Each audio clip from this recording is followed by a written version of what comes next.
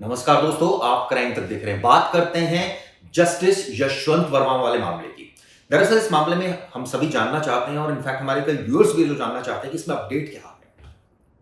इस मामले को लेकर जो दिल्ली हाई कोर्ट की फॉर्मर जज है रेखा शर्मा ने एक वेबसाइट को एक लेख लिखा है उन्होंने। उसमें कई रेलिवेंट जो है क्वेश्चंस जो है वो उठाए हैं। सबसे पहला क्वेश्चन उन्होंने उठाया है, हम सबको पता है कि उनके जो आउट हाउस है, उनके घर जो तीस क्रिसेंट तुगलक क्रिसेंट रोड था दिल्ली में, वहां पर उनके आउट हाउस से बर्न करेंसी मिली थी, यानी जले हुए नोट मिले थे। तो पहला क्वेश्चन यही उन्होंने उठाया है कि वो note, where are those burn currency note, वो नोट कहाँ गए। अब आगे उन्होंने क्वेश्चन ये राइज किया है कि क्या उनका रिकवरी मेमो प्रिपेयर किया गया था, यानी जब भी कोई इस तरह की घटना होती है तो रिकवरी मेमो प्रिपेयर किया जाता है एजेंसीज के द्वारा, पुलिस के द्वारा। तो ये पूछा उन्होंने कि क्या कोई रिकवरी मेमो प्रिपेयर किया था, और उस रिकवरी मेमो जब प्रिपेयर कर रहे थे तो गवाह कौन कौन थे जिनके सामने रिकवरी मेमो प्रिपेयर किया गया था। बड़ा वैलिड क्वेश्चन उन्होंने पूछा है। उन्होंने एक और पूछा है कि was a copy of that memo given to the जज फैमिली, क्या इस मेमो की जो कॉपी है वो जजेस की फैमिली को दिया गया कि भाई आपके घर से ये सीज हुआ है और ये देखिए, ये आपको हम कॉपी दे रहे हैं। इसके अलावा वर दोज प्रोसीडिंग्स आल्सो वीडियोग्राफ्ड, क्या ये तमाम जो घटनाक्रम हुआ इसकी क्या वीडियोग्राफी की गई, ये भी उन्होंने पूछा है। इसके अलावा उन्होंने पूछा है if so what is that record, क्या उसमें रिकॉर्ड हुआ, ये भी पूछा है। एक और बहुत अहम बात पूछी। हम सबको पता है कि जब ये पूरी घटना हुई थी तो स्टोर रूम लॉक्ड था, और वही उन्होंने अपनी जो लेख में उल्लेख किया है कि the store room was locked, who supplied the keys, यानी किसने जो स्टोर रूम की थी वो सप्लाई की थी डिपार्टमेंट को। जब फायर विभाग वहां पर पहुंचा था, दिल्ली पुलिस के अधिकारी पहुंचे थे। और ये भी उन्होंने इसके बाद सवाल किया है कि has the lock been taken as part of evidence, क्या इस लॉक को सबूत के तौर पर रखा गया है। इसके अलावा and was any memo prepared in this regard, क्या इसको लेकर भी कोई मेमो बनाया गया है। दरअसल जस्टिस ये जो घर में उनके इस तरह से आउट हाउस में जले हुए नोट मिले थे, इसको लेकर लगातार हम खबरें कर रहे हैं, लगातार इसकी इन्वेस्टिगेशन जो है वो जारी है।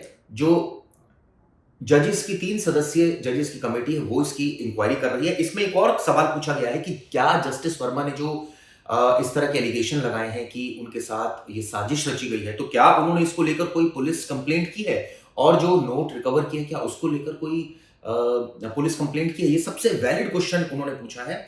अब इसको लेकर कई सवाल उठ गए हैं। दरअसल ये जो उन्होंने एक लेख लिखा है उसमें साफ साफ इस बात का उल्लेख किया है कि the unanswered question in justice Verma episode, ऐसे कई अनुत्तरित यानी जिनका उत्तर नहीं मिल पाया, ऐसे कई सारे क्वेश्चन है जिनका जवाब अभी तक नहीं मिला है। ऐसे में ये जवाब मिलना चाहिए। हम सबको पता है कि जस्टिस वर्मा के आउट हाउस में ये आरोप लगाया जा रहा है कि जले हुए नोट मिले थे। हालांकि उनकी तरफ से कहा गया कि उन्होंने ना उनके स्टाफ ने कोई नोट नहीं देखे। इसके बाद ये कहा गया कि इसको लेकर जो जस्टिस वर्मा ने जवाब दिया, कहा कि मेरे साथ साजिश हुई है। तो यही सवाल उन्होंने पूछा है कि कौन सी साजिश हुई है, क्या कोई कंप्लेंट दी आपने, अगर आपके खिलाफ कोई साजिश हुई थी आपको कंप्लेंट देनी चाहिए थी। ये सवाल पूछा है जस्टिस रेखा वर्मा ने, जो फॉर्मर जज हैं दिल्ली हाई कोर्ट की। इसके अलावा उन्होंने ये भी बताया कि किस तरह से पूरा घटनाक्रम हुआ और कई सारी चीजें ऑन रिकॉर्ड इसमें आई हैं। सवाल ये उठता है, जो सवाल पूछे गए काफी वाजिब है, क्या कोई मेमो प्रिपेयर किया गया था, क्या कोई विटनेस के सामने मेमो प्रिपेयर किया गया था, जो सीजर मेमो जिसको कहते हैं, क्या उसकी कॉपी जज की फैमिली को दी गई थी, क्या जज ने इस बाबत कोई कंप्लेंट की थी, क्या स्टोर रूम की जो ये कहा जा रहा है कि स्टोर रूम बंद था तो क्या उसकी जो कीज थी वो किसने कीज प्रोवाइड की। ऐसे कई सवाल है जो आने वाले वक्त में एजेंसीज यानी कि जो 3 सदस्यीय पैनल है वो इसकी जांच कर रहा है, और उम्मीद यही की जानी चाहिए कि दूध का दूध और पानी का पानी होगा। वो ये तमाम सवाल जो सवाल है उनके जवाब वो खोजने की कोशिश करेंगे।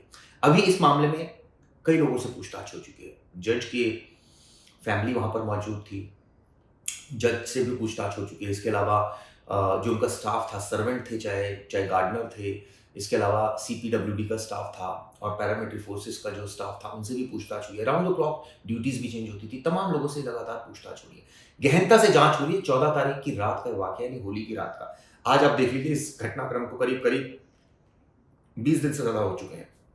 अब इसको लेकर हर कोई जानना चाहता है कि इस मामले में क्या अपडेट है। इस बीच केंद्र सरकार ने जो जस्टिस वर्मा उनका ट्रांसफर कर दिया है, इलाहाबाद हाई कोर्ट को अप्रूवल दे दी है, लेकिन अभी भी उन्होंने उनको ड्यूटी असाइन नहीं की गई है। लेकिन सबसे बड़ा सवाल ये उठता है कि जो तमाम सवाल पूछे गए हैं एजेंसीज की तरफ से, क्या लापरवाही हुई, क्योंकि हम सबको पता है कि दिल्ली फायर सर्विसेज और दिल्ली पुलिस इस पूरे घटनाक्रम को लेकर अब जो फॉर्मर जज है वही सवाल खड़ा कर रहे हैं। उनका साफ-साफ कहना है कि दाल में कुछ काला है और इन तमाम सवालों के जवाब मिलने चाहिए। खैर, इस पर हमारी नजर रहेगी। वीडियो आपको कैसी लगी जरूर बताइएगा। शुक्रिया।